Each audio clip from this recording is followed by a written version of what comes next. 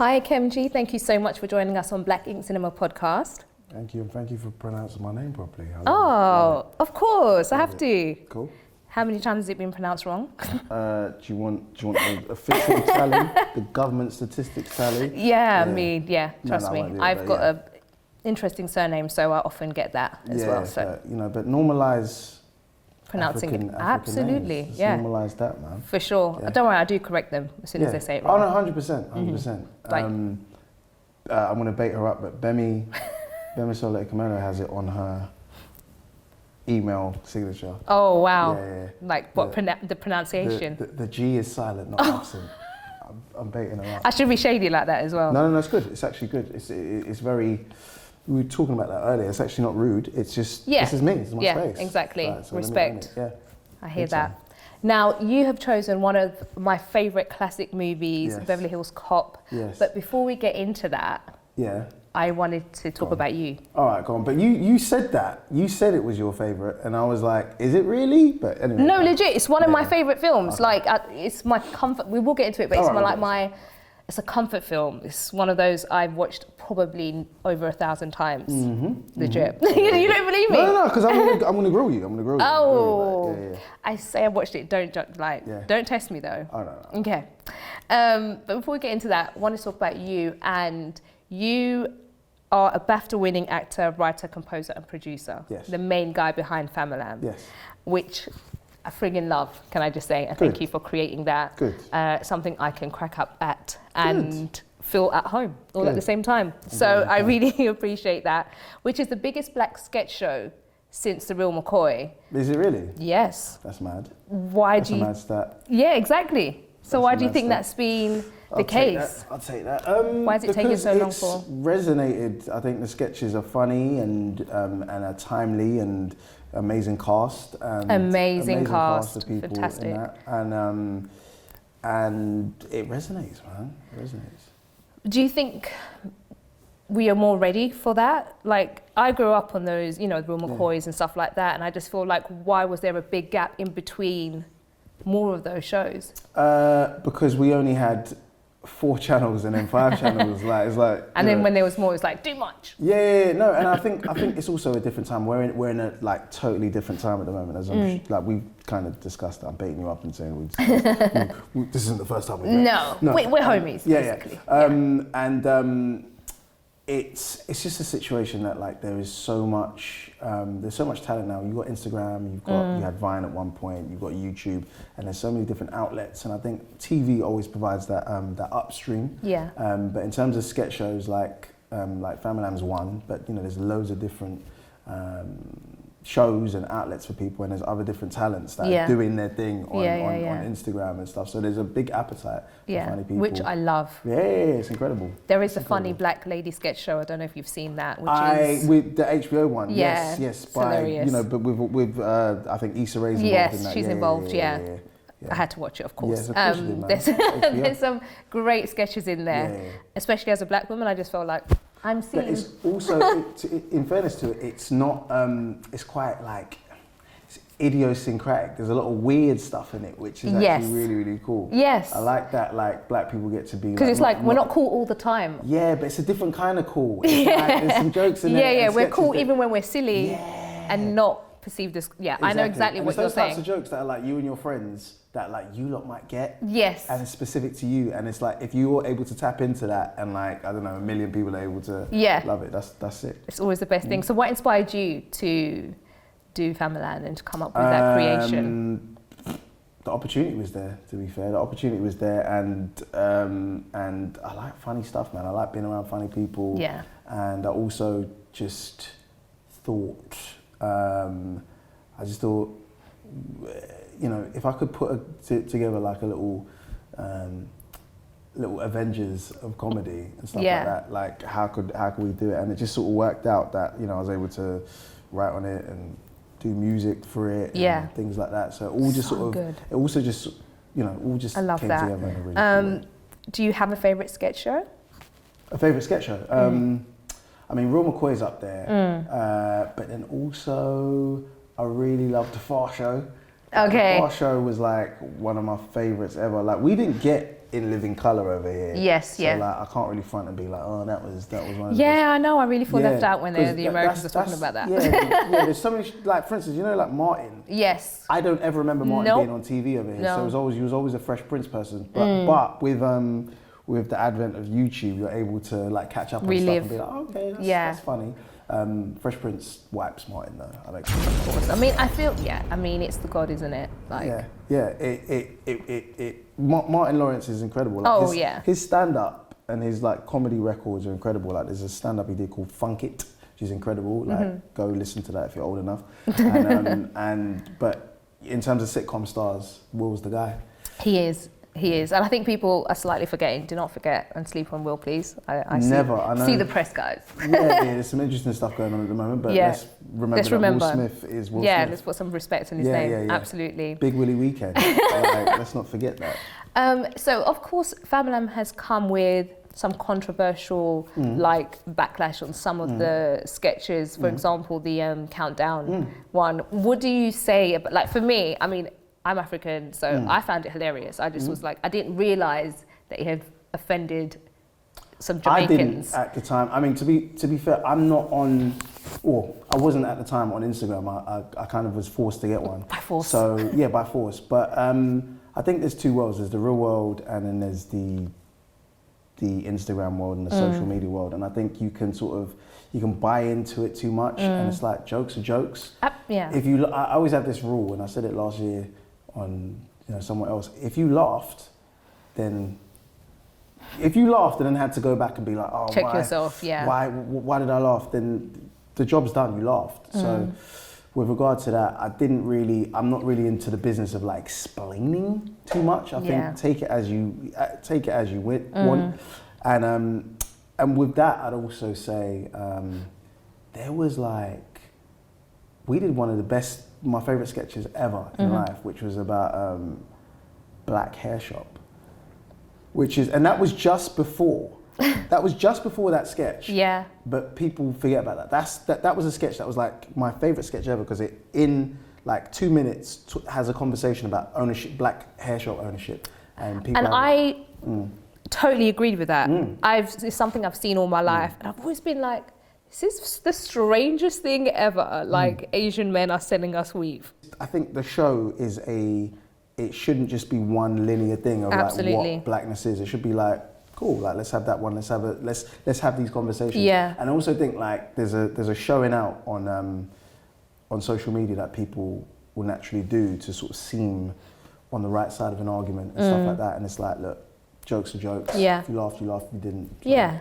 And I think, everyone's entitled to their opinion, but I just think sometimes we're a little bit sensitive. We can be, but I can't tell people what to be sensitive about. Absolutely. But in the same token, like I defend the right for like that sketch to exist in the space of the show that steps to everything. Yeah. It steps to. Yeah, exactly. Everyone gets it.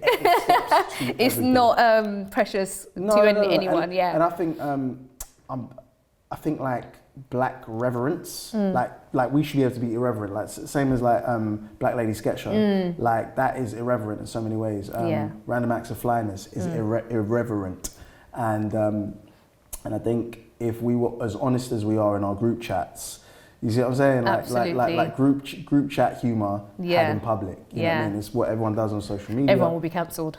Everyone will be cancelled. So it's like we all put our best foot forward. Yeah. To sort of like what's the word? Not virtue signal, but you know what I mean. Like, and I just think,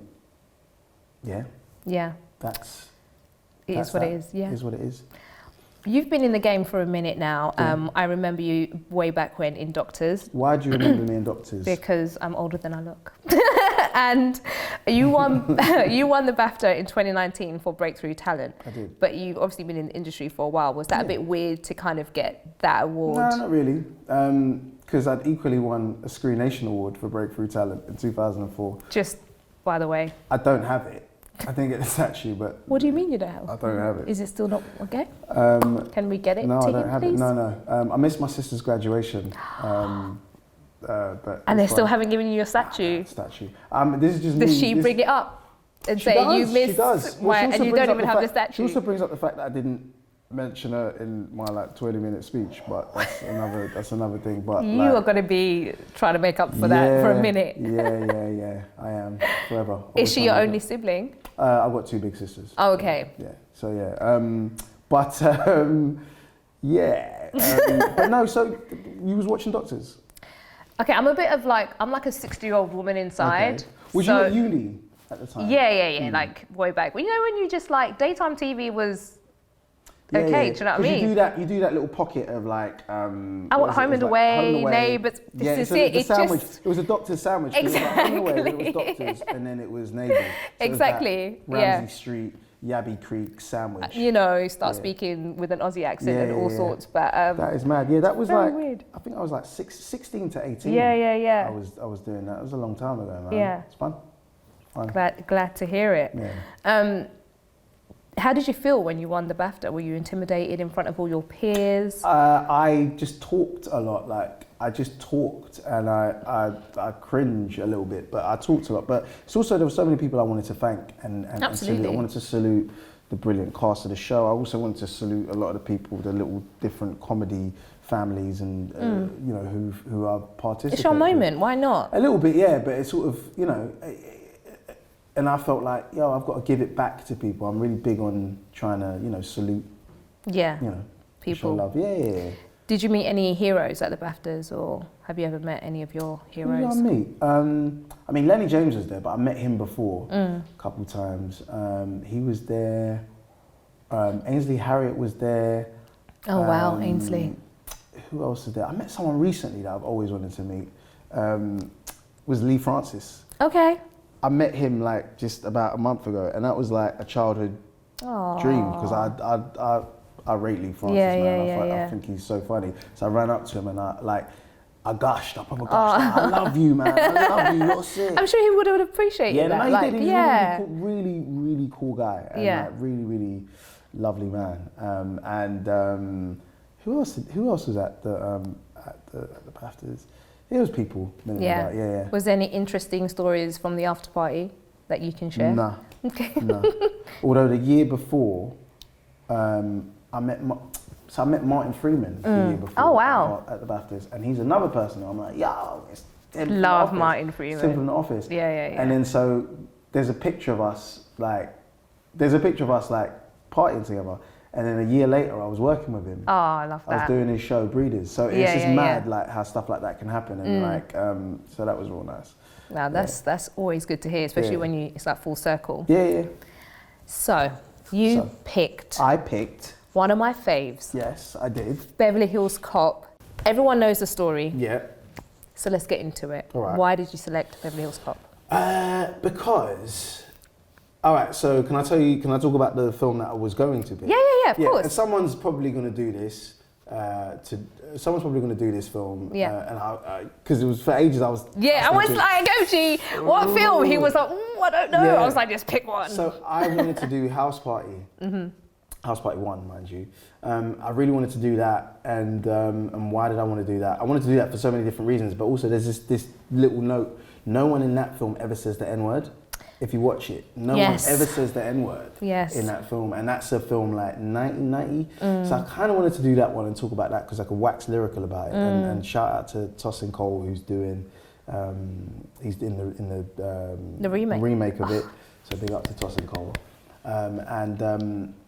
I wanted to do Beverly Hills Cop because that was like a film as a kid that just you couldn't tell me nothing. You couldn't tell me nothing about that film, and I don't know why I was allowed to watch it. Yeah. I don't know why. I'm talking about 4 or 5.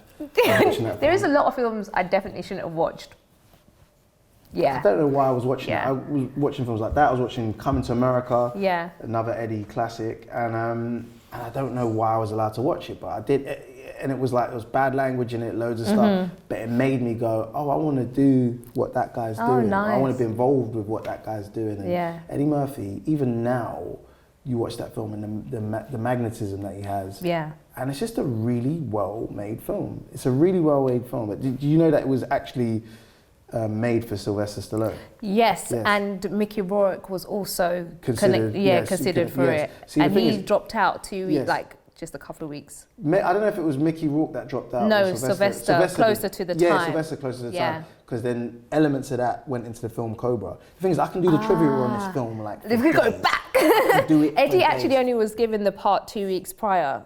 And so a lot of the dialogue, of course we are, we're here, let's go. We jousting, a lot of the dialogue was improvised. Yes, it was like the Super Cops. Yes! You can't text me on this film. You can't text me. Because when you see John Ashton doing yes, they're struggling to stop themselves from laughing. Yes. And that was improvised. Like, I was, watching it. That just shows how good Eddie is, though. But he was only like 20.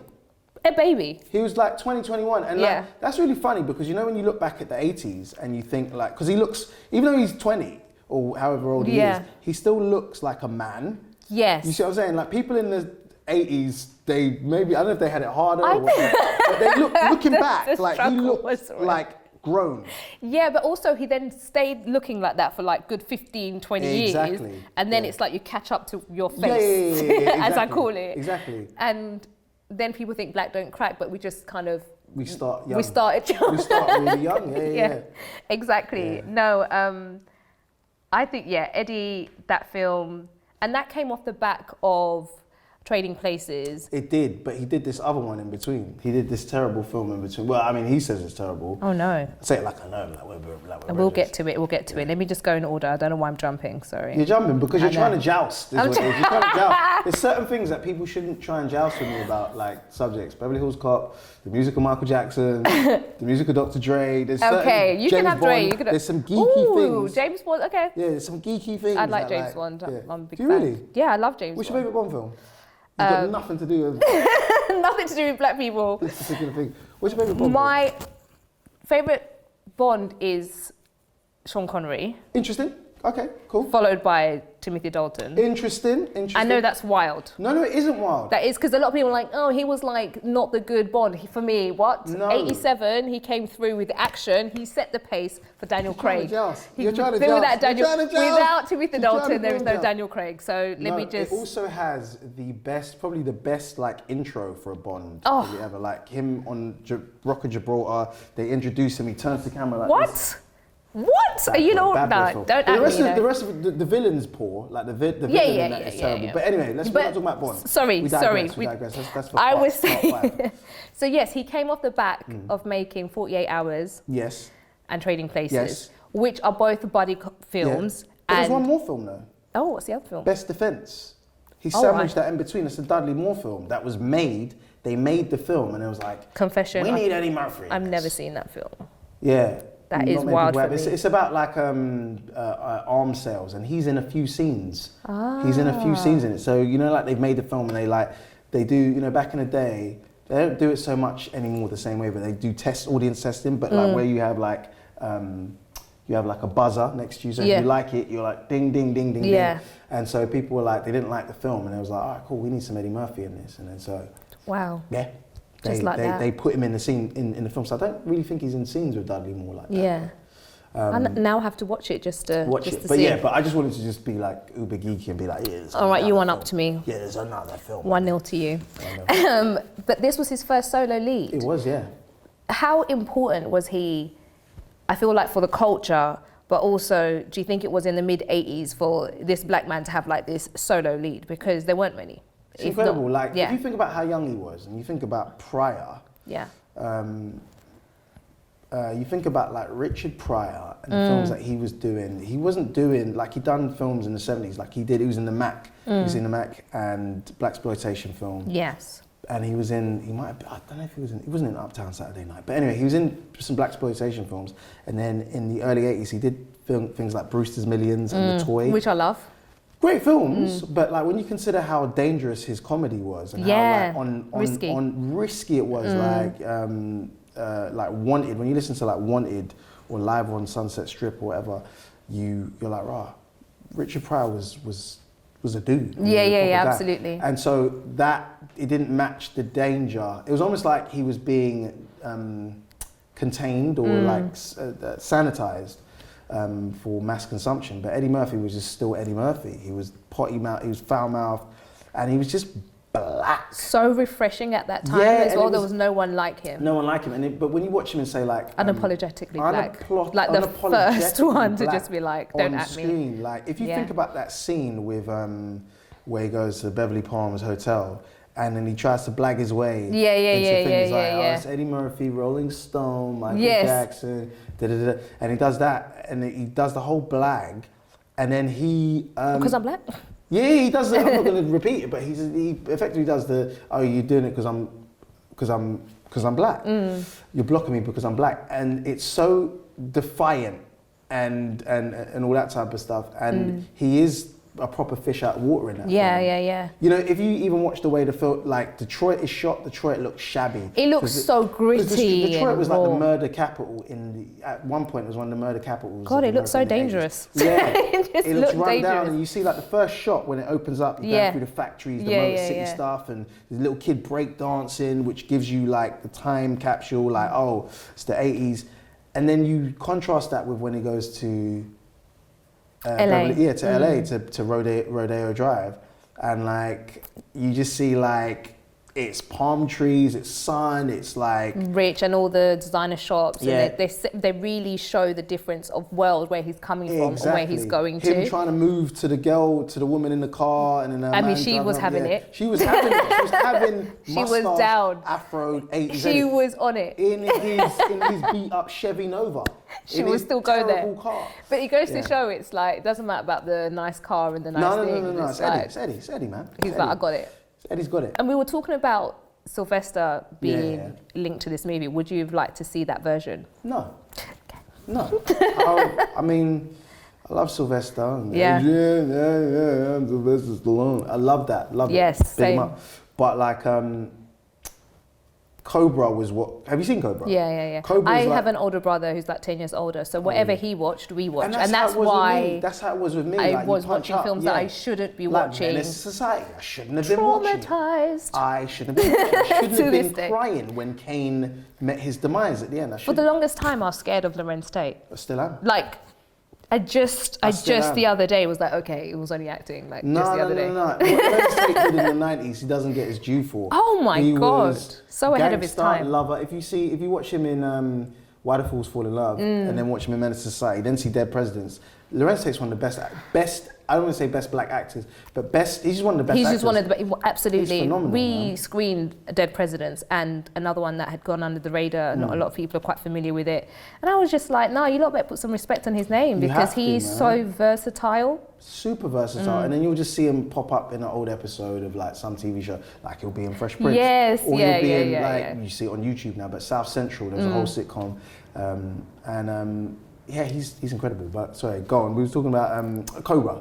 So Cobra is a proper action flick, like 80s, came out like 86, proper 80s action flick, and like it doesn't have that lightness of touch that Beverly Hills Cop has, because what Beverly Hills Cop does, like I think masterfully, is like it gives you the comedy, but it gives you the sense of threat.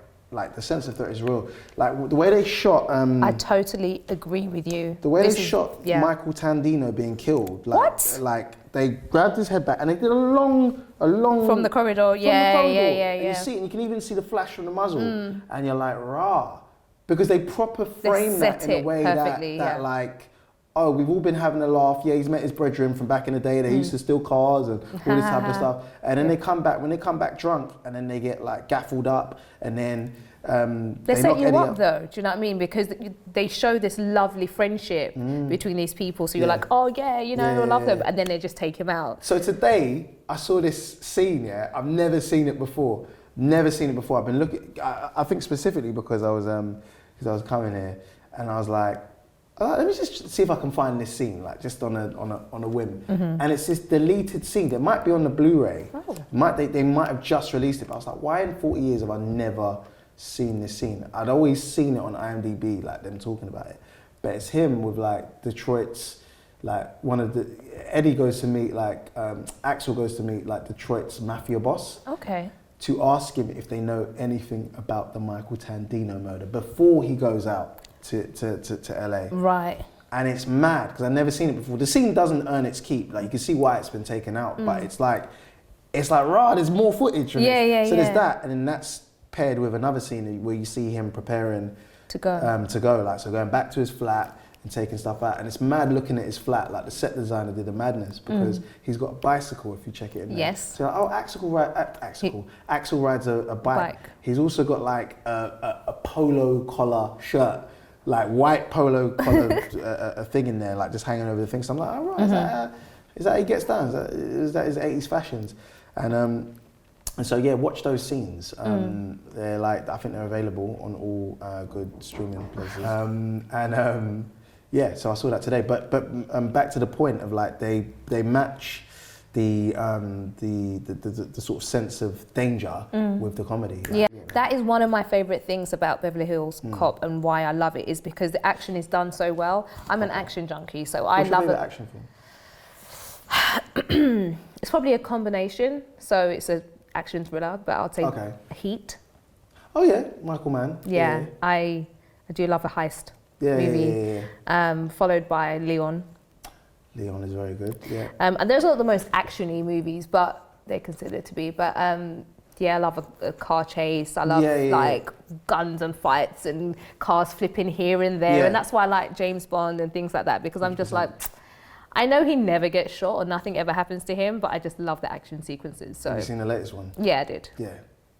Can't really do no spoilers. I do. But it was but big up to Lashana Lynch, man. Oh, that's incredible. Big up. I was so excited. She did brilliantly. I saw that film several times, man, and it floored me. Got a lot of unpacking and processing. See, I've just gone like quiet. When you were just like, sorry, I'm like taking you to a dark place. Yeah, it was. Have you seen the meme of the guy who? There's this meme of this guy at a wrestling. He's at WrestleMania, and it's like the Undertaker loses his streak, and the guy's like that. Yeah, I actually have seen that meme, but I didn't know where it was from. Yeah, so, yeah. That was me at the end of that film. I was floored, man. I thought it was quite emotional for a Bond film. It was. I'm still just as I think about it, I was like, "Rah, did that happen?" Tough. We have all the time in the world, man. Yeah, it's a great way of working. And watching Beverly Hills Cop, like you watch them in the striptease. There's moments there that I'm like, yeah, he's just making stuff up. Yeah. I loved everything about it. And also, we were talking about the balance between action and comedy, which for me was just the perfect combination that they managed to do. How hard do you think it is to kind of get that measure right? Because I feel like some films either go too actiony and forget about the comedy or vice versa. It is. I mean, it's a deft balance. Like you kind of have to you have to serve the story, tell the story, all that stuff. But then you've also got to entertain, and it depends on what side it's leaning to. Like if you have, say, like, let's say Ride Along, for instance, or a film like that, you know that it's the action pieces are going to be the action, but it's leaning more towards the comedy side. Just by the nature of you've got Ice Cube and Kevin Hart, and they are two people who are just going to make you laugh. Or like one person's going to be the straight person, one person's going to be the comedy. But sorry, go on. No, just saying, and also not really known for their action. So exactly, you don't expect that from them. But when, say you have, on the flip side, say you have an Arnold film, like Commando, it's going to be heavy on the action. The action, he's breaking someone's neck, it's going to feel visceral. But then what they might do as a little sweetener is like have a little quip at the end. And that's the Bond template of doing something horrendous, like really foul, and then just softening it up with a joke. Like in Goldfinger, if we're going to quote Bond films, in Goldfinger, when he's fighting the guy in the pre-title sequence, and then he improvises because the guy's gone into the bathtub and he's looking for Bond's gun, and then Bond can only see a lamp. He finds this lamp, grabs it, throws it in the pool. The guy gets electrocuted, and then he goes, "Shocking, positively shocking." And then he bops out. Yeah, and then he bops out, and then but that is like really horrendous. It's like, don't worry about the horrible scene you've just seen of me killing somebody. Ha ha ha. Yeah, exactly. Ha ha. And then that takes us into the theme tune. And so that's stuff like that is like, it just depends on what your audience is and what kind of film you're doing. We were talking about the cast, and one of the things I like about Beverly Hills Cop is the villain, Victor Maitland, who Stephen Burkhoff, Hackney boy. Yes. Hackney boy, went to Hackney Downs. He's a thespian. Yeah. Do you think it's important to have these like seasoned actors in these kind of villainous roles because it really gives them a bit of depth. Yeah, gravitas is too light a word, but when you see Victor Maitland on screen, like you know, we was talking about Lorenz Tate. Yes. I'm still shook. If I ever met Stephen Burkhoff, I'd be like, "Right, you're Victor Maitland." Yeah, he's Victor Maitland. Or you're like Orlov in Octopussy, because he was like the villain in Octopussy as well. I think he's that face. You know, when someone just sticks with a character. So for the rest of my life, that's how he looks like, and that he's a villain. Piercing eyes. His eyes are piercing. So and his hair's white. His hair's white, and like, and so when he goes into his office, you know he's the villain. It's one of those sort of like Columbo things, the way it's written. Like, God, are you quoting Columbo? Not gonna Columbo's quote my guy. like that. I'm not gonna quote him like that. I grew up with Columbo. Columbo and Murder, She Wrote. Like my dad just had them taped, you know. I told you I'm a 6-year-old woman. I too. I'm a little bit younger, 50-year-old man. 50, okay, yeah. But no, so it's that Columbo thing or Murder, She Wrote thing where like you give me the villain up front, and then I've got to work out how I'm going to thwart you, and I'm going to show up at your job, and I'm going to make you look silly. And then Jonathan Banks as Zach, the henchman.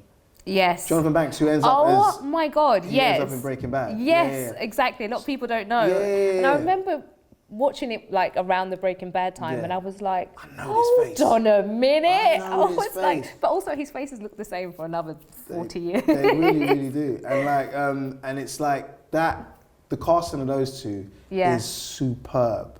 Because they are so menacing. So menacing. Even I'm shook. Yeah, proper shook.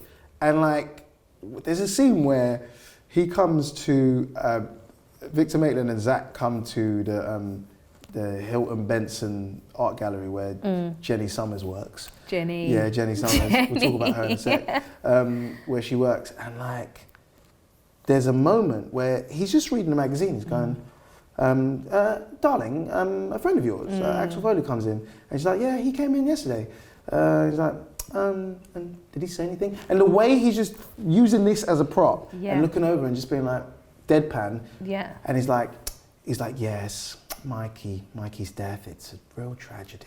You know, that type of stuff, the way he's playing with stuff like that, I'm like, yeah, that's chilling. Because it's actually worse to be calm than if you're coming aggy. So that's why it's so scary, because you're like, oh no, this is like the calm before the storm. I feel like it's gonna whack her, isn't it? 100%. At this point. 100%. And so having those strong supporting actors, I felt like, or do you feel like it brings out the main actor like Eddie to then act even better? Yeah, 100%, because if he's surrounded by Pup, he's going to be Pup. I mean, no, he won't, he's Eddie, so he'll rise above like everything. But if you look at Eddie's films, the genius of him and his films, they're so well cast. And so, I always say cast, I hate when people say casted. Yes. It really annoys me. I got casted in a film, you were cast, you weren't casted. Anyway, that really annoys me. Anyway. He really annoys me, sorry.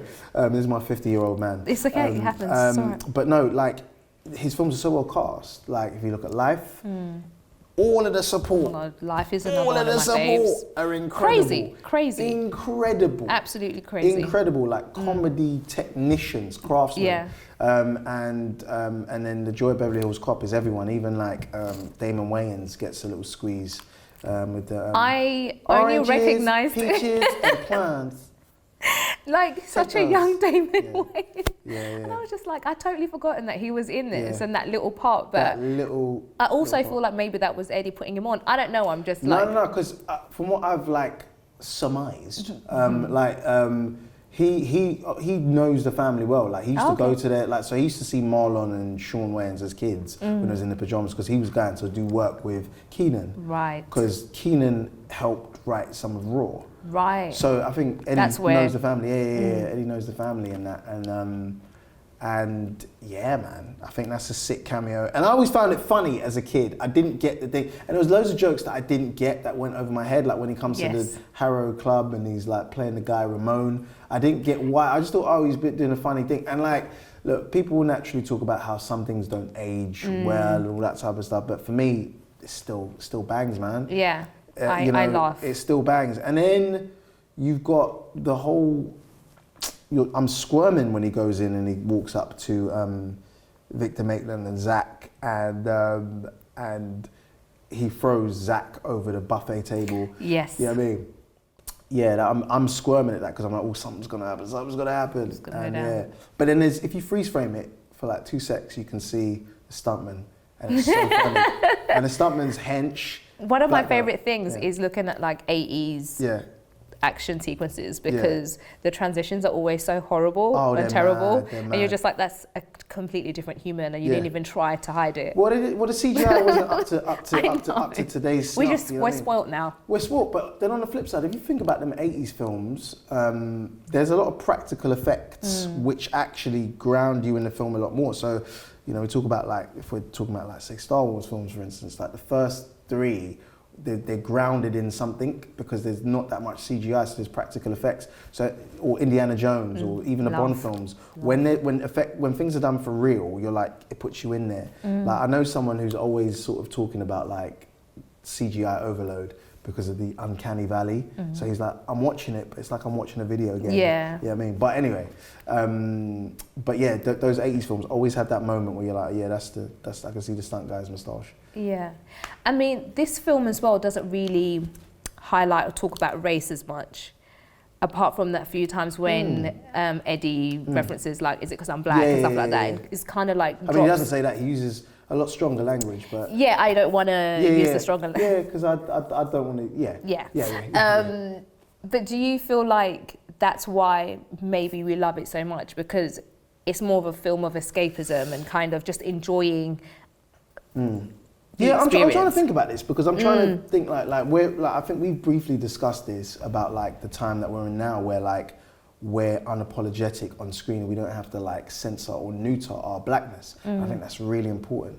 And Eddie Murphy never did, or has, I don't think. Even when he was doing family-friendly fodder, you know that it's still Eddie Murphy. It's still Eddie, yeah. But I suppose in the 80s, at that point, because that film actually, I think it was the second highest grossing film of that year. Ghostbusters beat it.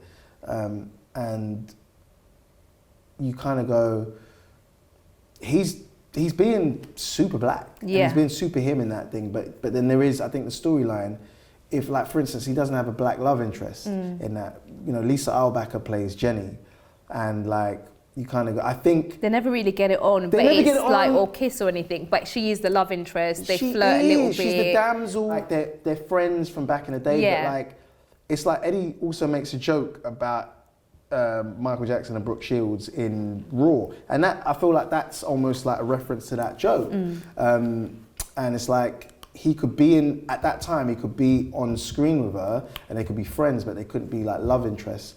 And I think maybe because that might have at the time alienated the black audience and alienated the white audience. I don't know. I think But they're trying to play it down the middle. And then weirdly, not weirdly, but in the third film, he gets Teresa Randall plays his love interest.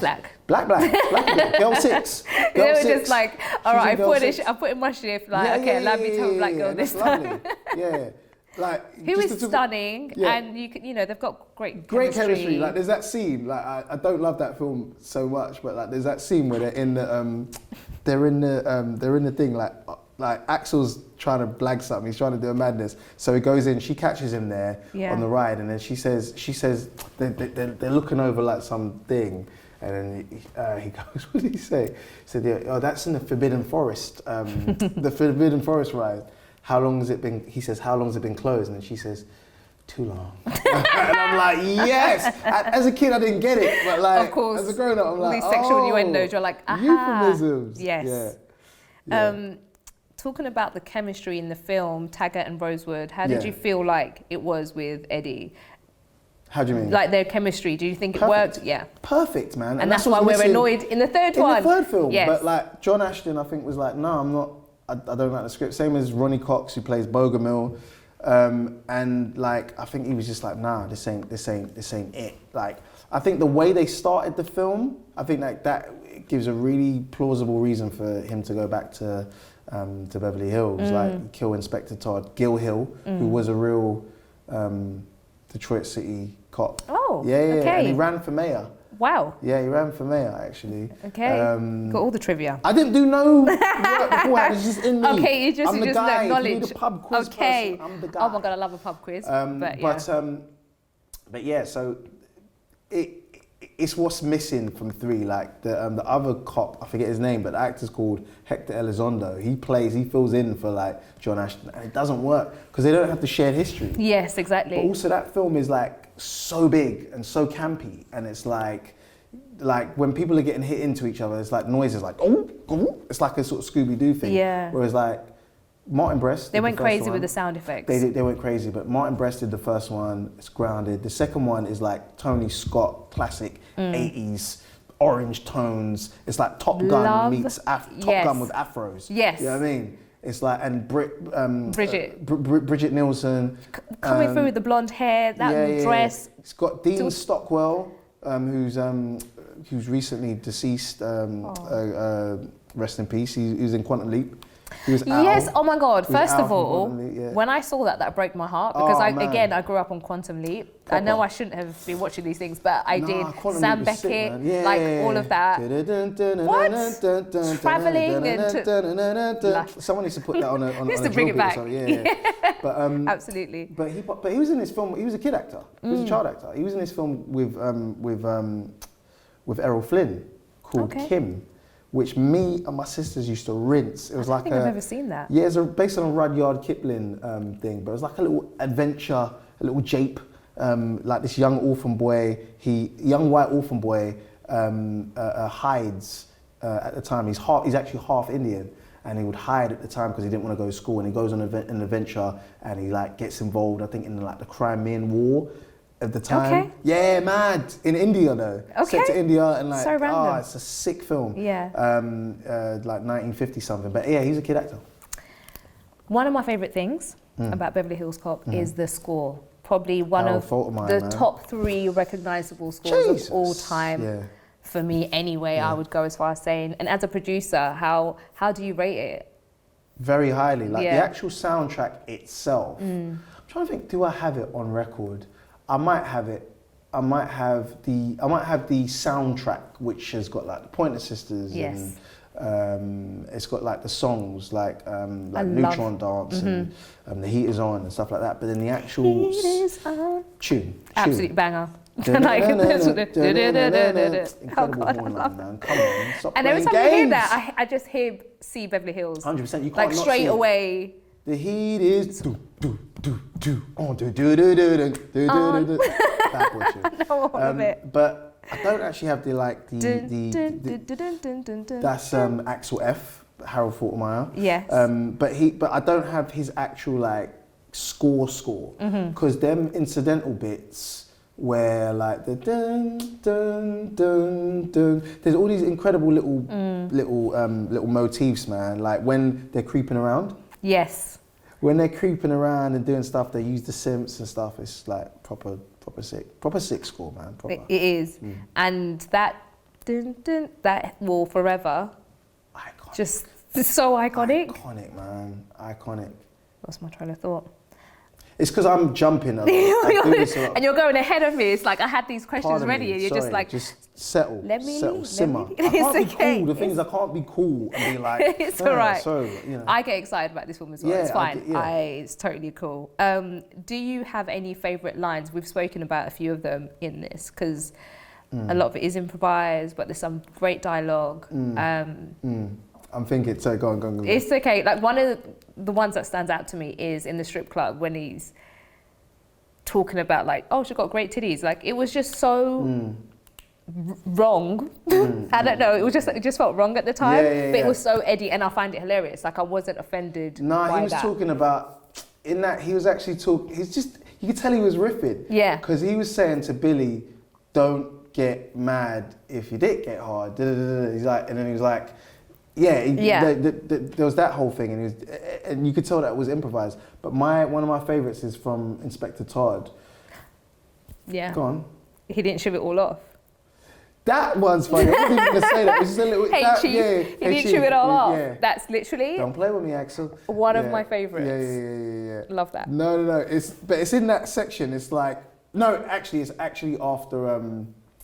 It's after Mikey gets killed, and then Axel goes, "We're talking about a friend of mine here," and then he goes, "Yes, we are, aren't we?" Yeah. And he goes, "First of all, a hoodlum friend. 2 in a cop's apartment." And it's like, you know, like things like ring out from like when you're a little kid and like you don't know what a hoodlum is. Yes. You don't know what any of these things mean, but like they still sing to you. And yeah, that might be one of my favourite lines, but the chewing off and then the la la la la la la, Jeffrey, I'm not listening, la la la la la la, that just kills me. The reason why that bit makes me laugh is because he's like, the chief is walking off like really sassy, and then he's you have no choice but to look at his butt, and then he says it. It's just like, proper. He said what he was thinking. It's just really hilarious. So if you had to direct people to YouTube to watch a clip to entice them to watch Beverly Hills Cop, what clip would it be and why? It would be it would be the bit where he sneaks into the customs depot. Oh, that's a good one. With Jenny. Yeah, so he leaves Jenny there. No, not even the first one. Oh, okay, the second bit. Okay. Yeah, the second bit. So they've gone into Victor Maitland's warehouse, and then they've trailed the guys, and they've gone over to the customs depot. Yeah. And he's jumped the fence, and then he sees the guy, the security guard, and then he's he like, speeches "Can I have a him. match?" Yeah, he proper speeches him, and then he basically makes all these guys do work for him. Like he literally just makes them like. You know why I find that scene hilarious? Because it's like, yeah, right. If a black guy is gonna break into this like top security place, and all these white guys are gonna be like, okay, we'll just do what you're saying. He had the audacity to do it, and you know, like that's what I love. Yeah, some things are like with any other actor, you might not be swept along and suspend your disbelief, but I think Eddie Murphy's so charismatic, and that's a good thing, because sometimes if you spend too much time looking at the plot and being like, oh, how did that happen? You've missed the thing. Don't worry about that. It propels you forward, and I think like Eddie was just audacious in that scene. He's also so disalarming how he comes across. So although he's this like kind of strong black man, he somehow like gets your barriers down. So you're thinking, oh, he's harmless. Yeah, exactly. He does it really well. He does it really, really well. He's just got the audacity, you know. And so before we move on to the quick fire round, which is one of my faves, is this your favourite Eddie Murphy film? I mean, I can't say I love them all, but like it's up there, man. Like this, Coming to America, Life is up there, Bowfinger's up there. It's a techie one, man. Boomerang, directed by Reginald Hudlin. He directed House Party. Yeah, you know what I mean? I'm just saying. So for me, the reason why Boomerang is up there is because it's a weird rom-com.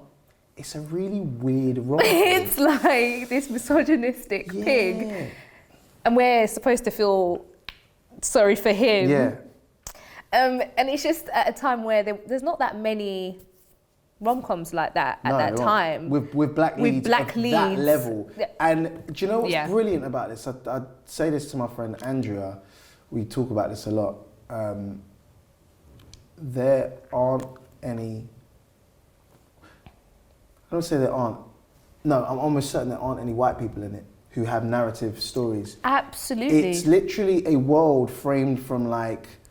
It's almost like how white people see their world in a certain way. This is why I love Boomerang so much. It's brilliant because it's a black story.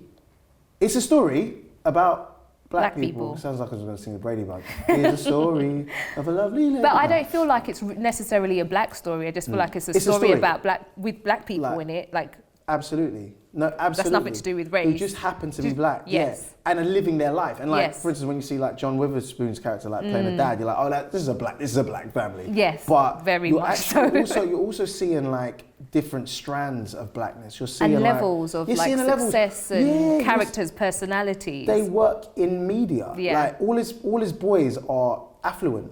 Like the David Alan Grier character, the Martin Lawrence character, they're all up. That's one of the films that made me want to get into media. Really? Yeah. I mean, again, I shouldn't have been watching it at a young age. You shouldn't have been watching it, and all I ever had was like, what's her name? Saying pussy, pussy. Oh, pussy. Grace Jones. Grace Jones. Yeah. That scene, I remember just being like, that's a bad word. Yeah. Why is she screaming Why it? is she screaming And then my mum it? telling me to cover, why are you allowing me to watch this film? Why are you telling me to cover my ears now? I'm hearing it. Yeah, like, we weren't allowed. I don't know if we was allowed to. We got away with Coming to America, Beverly Hills Cop in front of family, but like Boomerang, that was like you had to go find those. Yeah. Go find those ones. I think my mum's she didn't realise what was coming. Oh really? Okay. So it was too late at this point. Boomerang, that's an incredible one. Oh, it's a really sticky one because Beverly Hills Cop is up there, but I couldn't pick it. Okay, fair enough.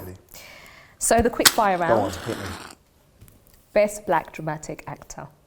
Lorenz Tate. Oh, why? Just because I'm still shook of him. Yes. Menace to Society. I love that answer. Yeah, Lorenz and Eddie. Or yeah, say Lorenz. Okay. Lorenz. Sorry, look, I am saying. I think that's a very unique answer, and I love it. I think that's great. Yeah, he needs his flowers. Absolutely. Yes. I think we were talking about this, Yes. giving people their flowers He while they're needs still alive. He needs his horticulture. You know what I mean? And that's why I loved King Richard. Did you really? I've not seen it yet. I saw it. We hosted it for our screening. My friend has invited me to 10. He's had like 10 different screenings, and I'm sorry, brother. Sorry. He had 10 different screenings. But yeah, I just thought it was important to celebrate these people while they're still alive and can contribute to their own story. So. Oh, you mean the Williams family? Yeah, Okay, absolutely. Instead of someone else taking reins. Okay. What about female actresses? Who's your favourite dramatic female actor? Angela Bassett. Sorry, that's it. I was just literally about to say Angela. It's Angela Bassett. Sorry. Auntie Ange. I don't know why I'm being silly. I don't know why I'm drawing a blank. It's Angela Bassett. She played Katherine Jackson in The Jacksons: An American Dream. Tell them. Give her flowers now. She played Katherine Jackson. Joanna, won't you? Come on. You're not messing with her, man. Sorry, it's Angela Bassett. That's a silly one. I don't even know what I thought about it. Angela Bassett is incredible. She's queen. And then she went and she had the nerve to then go, I think that same year, go and do What's Love Got to Do With It. One of my favourites. She had the nerve to play Tina Turner and Katherine Jackson in one calendar year. And she played that role so good, like I keep saying, I hated Lawrence Fishburne. I just forgave him last week. I spoke about this with Tanya Moore. Like, you know those characters we hate? We were talking about Lorenz Tate, Lawrence Fishburne.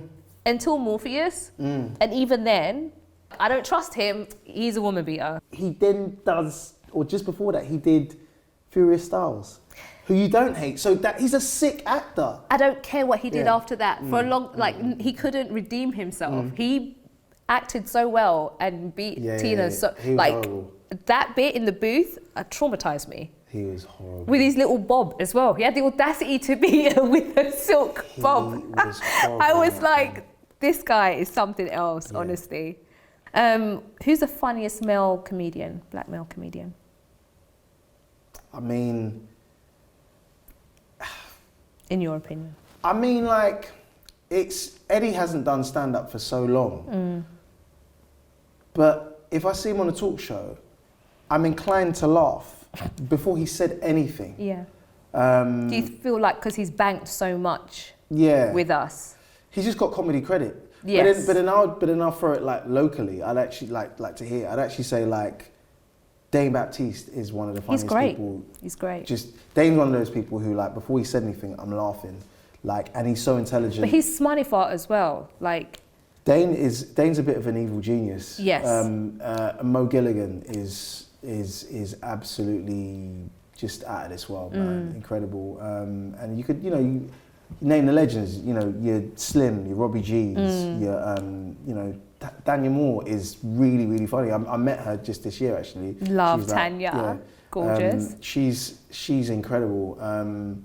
But yeah, that was just a shameless plug to bring up like Brits. You're just like, and this person. No, of course, by all means. Big up like absolutely. Big up Brits doing it. Londoners doing it. UK people from the UK doing their thing. But like, I'll always defer to like Eddie being like my funny. Dave Chappelle's incredible. He's a master like craftsman of comedy. Like I saw his show recently. Did you see it live? Yeah. Oh wow. It's fantastic. Okay. Did you have to hide your phone?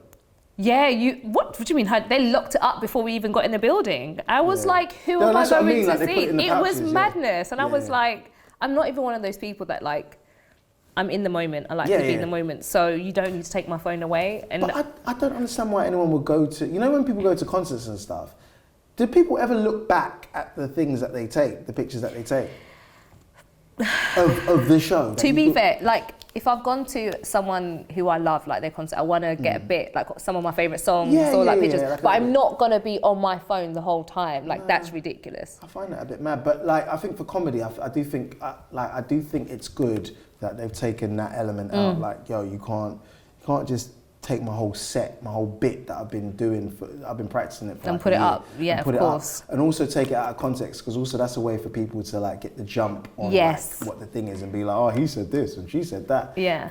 So, and we went just after the whole like thing happened. So I was like, these tickets were expensive. Don't even think about cancelling the show because heads will roll. I was ready. I was like, let me watch my show. Then what you do after that, I don't actually care. But it was worth it. Oh my God, yes. It was worth every penny. I laughed so hard. We danced. Yeah. It was a vibe. That's sick, man. It was a vibe. What about funny female actresses? Tiffany Haddish would be like the first person that I just go like, oh, she's just naturally funny. She's naturally funny. Do you know who I love? Who? Regina Hall. Regina Hall's really good. I think she's really underrated. Not to be confused with Regina King. Absolutely not. It's like, it's so, I hate it when people do that because there is a difference. There is definitely a difference. We don't all look the same. Yeah, Regina Hall's funny because she had a run in Scary Movie. Some of the most memorable moments are with her. You know. Yeah, no, she's sick, but she also has like, you know, she's in Paid in Full, and like she's in loads of other stuff. She's in She's in Best. No, she's not in Best Man. What is she in? Like of those films. Anyway, she's in a. Yeah. It's not I think she's just a brilliant comedic actress. She's brilliant, but then I always think and that dramatic as well. She does serious really well.